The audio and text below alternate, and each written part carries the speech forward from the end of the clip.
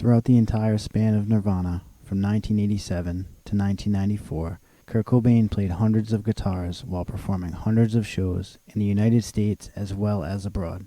Although his favorite guitar was the Fender Mustang, he also played many Fender Stratocasters as well. Sadly, most of these Strats were often sacrificed at the end of the night as part of an 8 to 10 minute artistic show of haunting feedback and guitar smashing. And even though this guitar eventually saw that same fate, twice actually, this black Vandalism Stratocaster is the most famous and widely recognized of all of Kurt Cobain's Stratocasters. Along with his Sunburst Fender Jaguar and Lake Placid Blue Competition Mustang, it is easily in the top 3 of the most iconic guitars of the Nevermind tour era. This Japanese Fender Stratocaster was likely purchased along with the second black Stratocaster, which had a white pickguard and an angled humbucker in the bridge position. This second black Strat is probably the second most important Nirvana Stratocaster, due to it likely being used on the Nevermind record, notably for being smashed during the recording of Nevermind's hidden song, Endless Nameless. Butch Vig has said that Kurt spontaneously and angrily started jamming the song after several failed attempts on recording the song Lithium due to the band speeding up the tempo.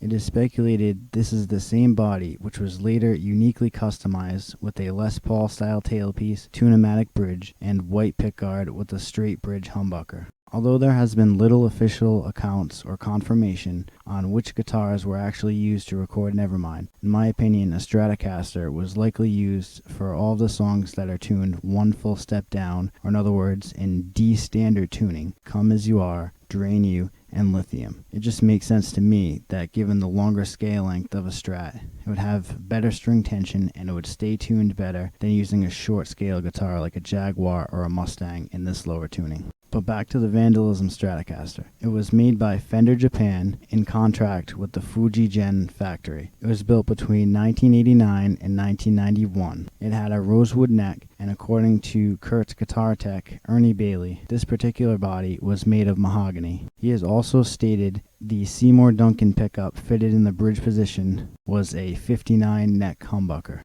The black pickguard was made for 3 single coils, but it was modified to accept the full-size humbucker.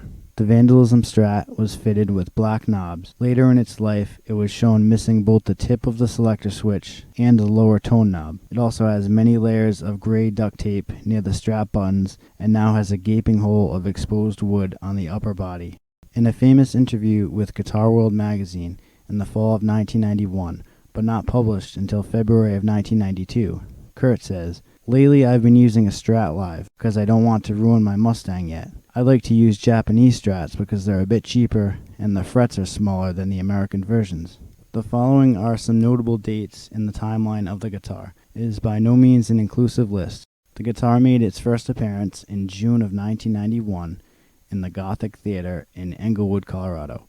On August 15th of 1991, playing a show at the Roxy, Kurt's Vandalism Strat could now be seen with the bumper sticker from the band Feeder's Teachers in Space LP. It said Vandalism, as beautiful as a rock in a cop's face, and underneath in smaller lettering, courtesy of Feeder's, Office of Anti-Public Relations.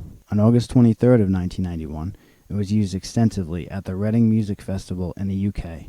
It was used for all songs except Negative Creep, for which he switched to his famous Sunburst Fender Jaguar.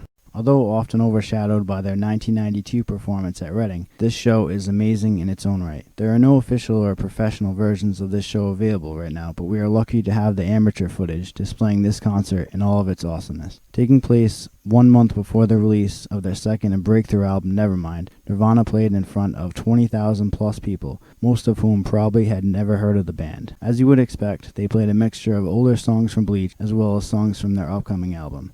Other highlights of this show include Tony the Interpretive Dancer, collaboration with vocalist Eugene Kelly of the band Vaselines while they performed the Vaseline song Molly's Lips. 2 days later, on August 25th of 1991, Nirvana played in Belgium at the Pukkelpop Festival, again with his trusty black Vandalism Strat. A very famous photo occurred at this show which was used on posters in black and white. It shows Kurt crouched down on stage, bending the lower strings at the 5th fret. By September of 1991, Kurt's Jaguar became his main guitar, and the black Vandalism Stratocaster started being used as his backup. On Halloween night of October 31st, 1991, it was famously used at the Paramount Theater show in Seattle, Washington. This show was professionally recorded and eventually released in September of 2011 on DVD and Blu-ray disc as part of the 20th anniversary of the band's album Nevermind.